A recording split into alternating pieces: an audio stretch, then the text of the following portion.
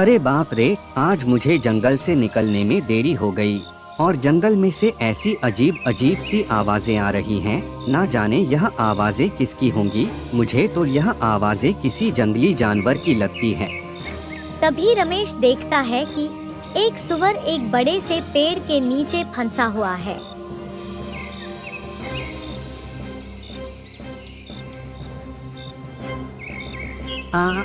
सुनो मनुष्य, मैं कब से इस पेड़ के नीचे फंसा हुआ हूँ।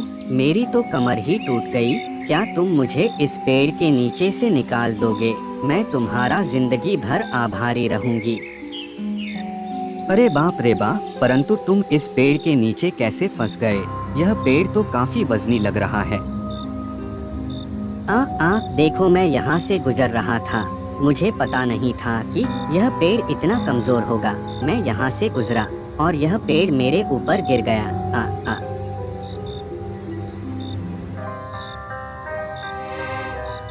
अच्छा ठीक है, तुम चिंता मत करो। मैं अभी इस पेड़ को हटाकर तुम्हें बचा लेता हूँ। मैं तुम्हें कुछ भी होने नहीं दूंगा। रमेश अपनी पूरी ताकत लगाता है और उस पेड़ को वहाँ से हटा देता है।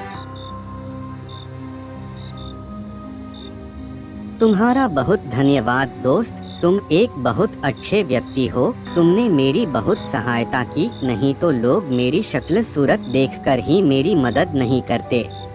देखो, मैं इस बात पर विश्वास करता हूँ कि अगर हम किसी के साथ अच्छा करेंगे तो हमारे साथ भी अच्छा ही होगा।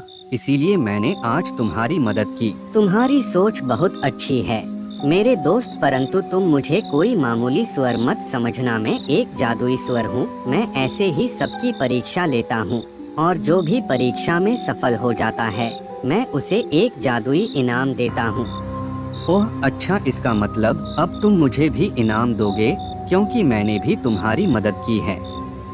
हाँ मेरे दोस्त, तुम तो इनाम के पूरे पूरे हकदार हो। तभी वो सुअर अपने जादू से वहाँ एक बक्सा ले आता है। वे बक्सा बहुत चमक रहा था। क्या यह वह इनाम है जिसकी तुम बात कर रहे थे? परंतु इस बक्से में आखिर ऐसा क्या है जो तुम इनाम के तौर पर मुझे देना चाहते हो?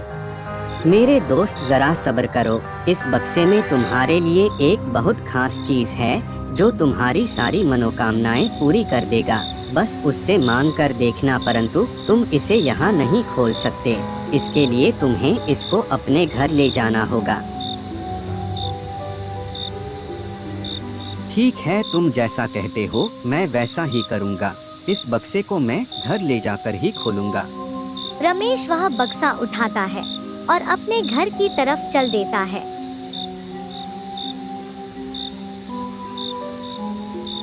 तभी वह सुअर एक जादूगरनी में बदल जाता है।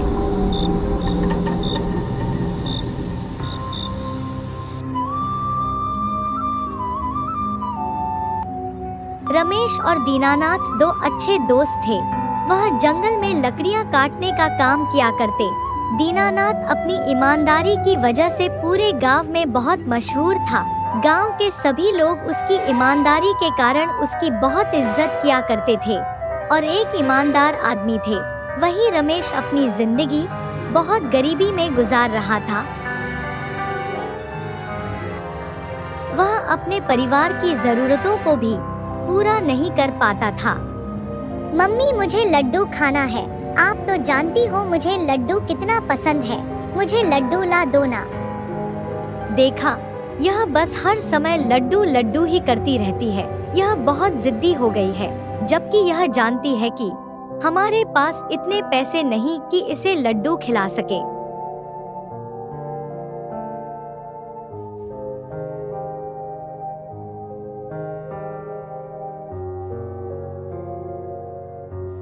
आप चिंता क्यों करते हैं? एक दिन आप भी अच्छे पैसे कमा पाएंगे। सब ठीक हो जाएगा। हाँ सावली, तुम ठीक कह रहे हो, परंतु मुझे अब और मेहनत करनी होगी। पिताजी, मुझे लड्डू नहीं चाहिए। जब हमारे पास पैसे होंगे तभी मैं लड्डू खाऊंगा।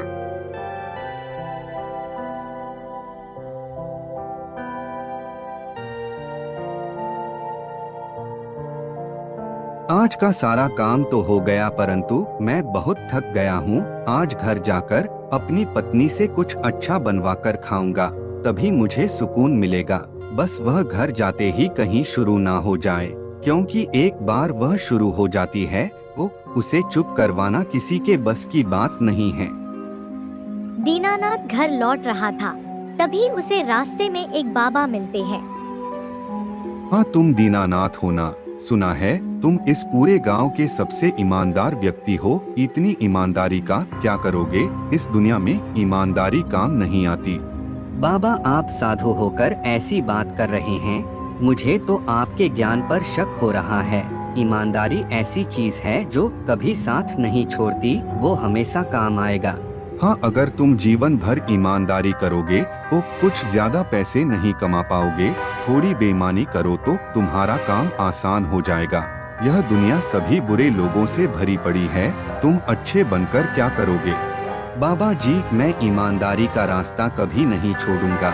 भले मुझे कोई 7 सोने के महल भी लाकर क्यों ना दे दे, मैं तब भी अपनी ईमानदारी ही दिखाऊंगा। अच्छा, चलो मैं भी देखता हूँ कि आखिर कितने समय तक तुम अपनी इस ईमानदारी के भरोसे रह सकते हो। कभी तो ऐसा जरूर होगा, तुम्हारे मन में भी लालच आ ही जाएगा। नहीं बाबा जी, ऐसा कभी नहीं होगा। इतना कहकर दीनानाथ वहाँ से चला जाता है।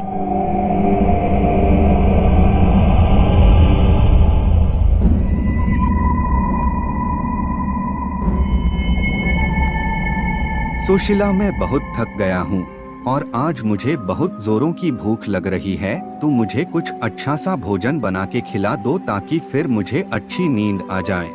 अच्छा भोजन बनाने के लिए अच्छे पैसे लगते हैं और जितनी ईमानदारी दिखाते हो उसमें बस तुम्हें रूखा सूखा ही खाने को मिलेगा। अरे मुझे तो यह बात समझ नहीं आती कि अगर मैं ईमानदार हूँ तो सबको मुझसे मसला क्या? सबको तो मुझसे उल्टा खुश होना चाहिए। ईमानदारी से किसी का भला नहीं होता। देख लो अपने दोस्त को, कैसी गरीबी का जीवन है।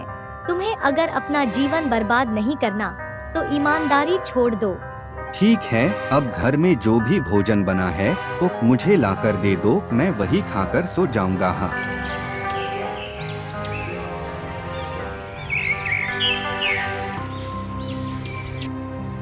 अरे हो सुनो विजय, आज मुझे किसी काम से जल्दी घर जाना है, तो तुम यह सारा काम अकेले कर लोगे ना या फिर तुम्हें मेरी मदद की जरूरत पड़ेगी?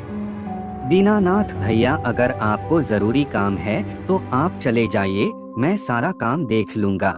थोड़ी मेहनत करनी पड़ेगी परंतु सारा काम हो जाएगा।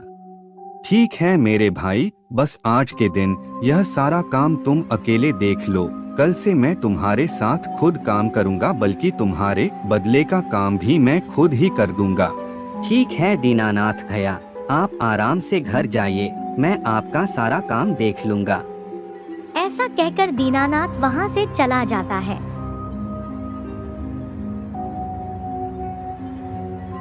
रमेश को अकेले काम करते करते काफी रात हो जाती है। शुक्र है अब सारा काम खत्म हो चुका है, अब मैं आराम से घर लौट सकता हूँ। घर जाने के लिए निकल जाता है, तभी रास्ते में वह एक सुअर की मदद करता है।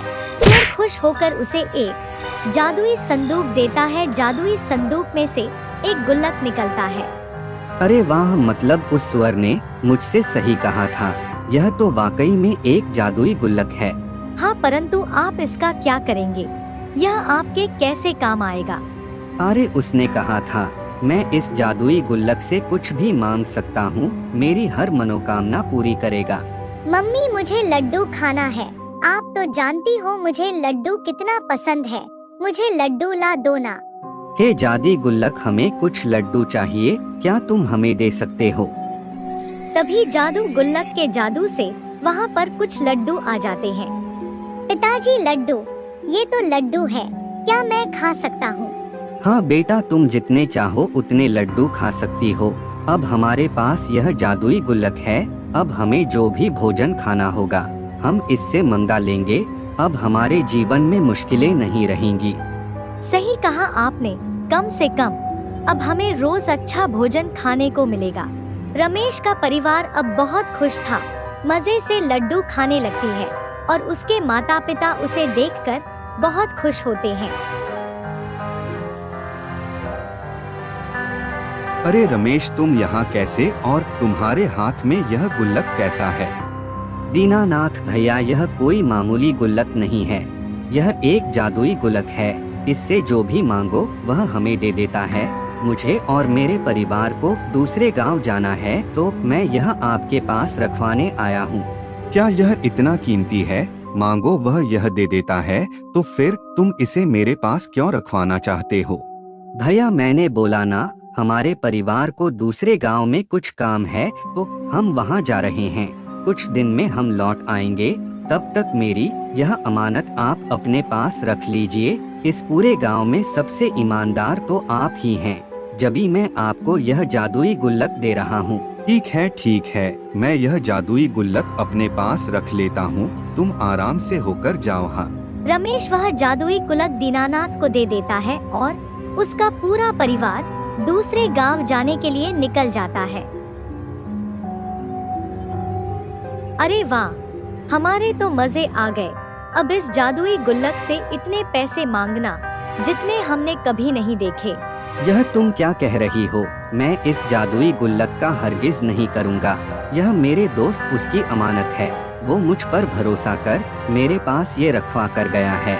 मैं इससे कुछ भी नहीं निकालने वाला। यह मौका हमें बार बार नहीं मिलेगा। तुम्हारी ईमानदारी के कारण बर्बाद हो जाएंगे। मैंने कहा ना, मैं इस जादुई गुल्लक का इस्तेमाल नहीं करूँगा, चाहे फिर हम जीवन भर गरीब ही क्यों ना रहे। इतना कहकर गुस्से में दीनानाथ अपने घर से निकल जाता है। रास्ते में उसे वही साधु दोबारा से मिलता है। देखो, किस्मत ने तुम्हें एक और मौका दिया है। चाहो तो तुम अपना जीवन यहाँ से बदल सकते हो। उस जादुई गुल्लक से जितना धन मांगोगे वह तुम्हें देता रहेगा, परंतु तुम तो बेवकूफ हो। तुम कहना क्या चाहते हो? मैं अपने दोस्त के दिए हुए गुल्लक का इस्तेमाल करूं? अब नहीं तो कब करोगे? ईमानदारी के रास्ते पर चलते रहो तो तुम्हें कोई फायदा नहीं होगा। सब फायदा तुम्हारा दोस्त ही उठा लेगा और वह एक अमीर व्यक्ति बन जाएगा। मैं तो कहता हूँ, इस गुल्लक को लेकर यहाँ से कहीं दूर चले जाओ और एक अमीर आदमी की तरह अपना जीवन गुजारो। यह गुल्लक मुझे इतना अमीर कर सकता है? कह तो तुम ठीक ही रहे हो। आखिर ईमानदारी मुझे क्या दिया? मैं अब तक अच्छा भोजन भी नहीं खा पाता। अगर इस गुल्लक के साथ रहा तो यह मुझे अमीर बना देगा। तुम ठीक कह रहे हो, मुझे इस गुल्लक को लेकर यहाँ से चले जाना चाहिए। मैंने कहा था तुम एक दिन अपनी ईमानदारी जरूर छोड़ोगे, और आज वही दिन है। अब अपने दोस्त के आने से पहले इसको ले जाओ। दीनानाथ जल्दी जल्दी अपने घर पहुंचता है। तुमने सही कहा था। मैं आज तक ईमानदारी के रास्ते पर चलकर मैं आज तक गरीब रहा। मुझे कुछ नहीं मिला, परंतु मुझे एक मौका दिया है। अब मैं इस गुल्लक को लेकर यहाँ से कहीं दूर चला जाऊंगा और बहुत अमीर हो जाऊंगा। यही सही रहेगा। चलो हम यह गांव छोड़ देते हैं और कहीं और चलते हैं। दीनानाथ और उसकी पत्नी उस जादुई गुल्लक को लेकर एक नाव में बैठ जाते हैं। बस अब से कुछ देर में हम इस गांव से बहुत दूर निकल जाएंगे, फिर वह रमेश हमें कभी नहीं ढूंढ पाएगा। अब देर नहीं करो जी, इस गुल्लक से बहुत सारा खजाना मांग लो। तुमने सही कहा। ये जादुई गुल्लक हमें बहुत सारा खजाना दे दो। हमें बहुत सारे पैसे चाहिए। इतना कहते ही उस नाव में बहुत सारा खजाना आ जाता है, परंतु खजाने का वजन बहुत ज्यादा था। अरे बाप रे, यह मैंने लालच में आकर क्या कर दिया। मैं तो भूल ही गया था कि खजाने का वजन इस नाव से बहुत ज्यादा होगा। कहीं ये नाव इस समुंदर में डूब ना जाए। नाव उस खजाने का वजन बर्दाश्त नहीं कर पाती है और वो समुंदर में ही डूब जाती है। प्लीज आप लोग चैनल को लाइक सब्सक्राइब कर दीजिए।